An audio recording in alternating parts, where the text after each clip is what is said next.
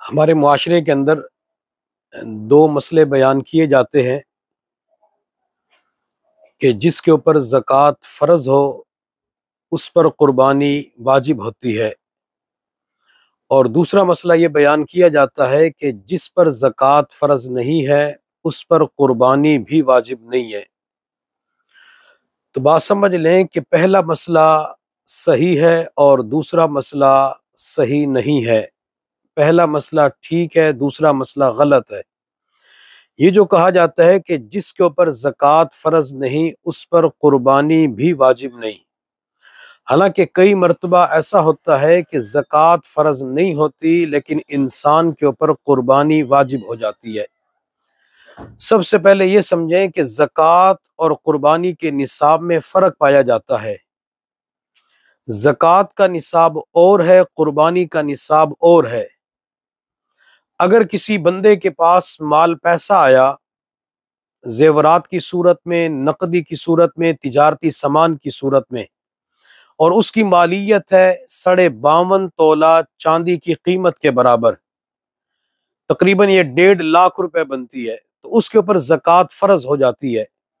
لیکن یہ زکوٰۃ کب ادا کرے گا؟ یہ زکوٰۃ 1 سال کے بعد ادا کرے گا، جب قمری اسلامی 12 مہینے مکمل ہوں گے تب زکوٰۃ ادا کرنا لازم ہوگا۔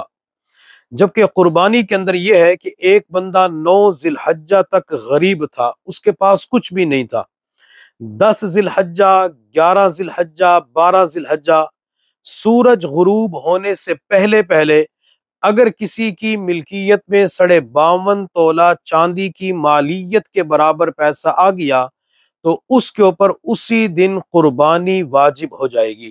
قربانی کے نصاب کے اندر سال کا پورا گزرنا شرط نہیں ہے، لہٰذا جس کے اوپر قربانی واجب ہوتی ہے تو اسے قربانی ادا کرنی چاہیے۔ پھر زکوٰۃ کے اندر 4 چیزوں کو دیکھا جاتا ہے: سونا، چاندی، نقدی، تجارتی سامان، اور قربانی کے نصاب میں 5 چیزوں کو دیکھنا ہوتا ہے: سونا، چاندی، نقدی، تجارتی سامان اور ضرورت سے زائد سامان، یعنی گھر کے اندر وہ سامان جو استعمال میں نہیں آتا، وہ بستر، وہ برتن پورا سال گزر گیا استعمال کے اندر نہیں آئے، وہ مشینیں پورا سال گزر گیا استعمال کے اندر نہیں آیا، تو اس کی بھی قیمت لگائی جائے گی۔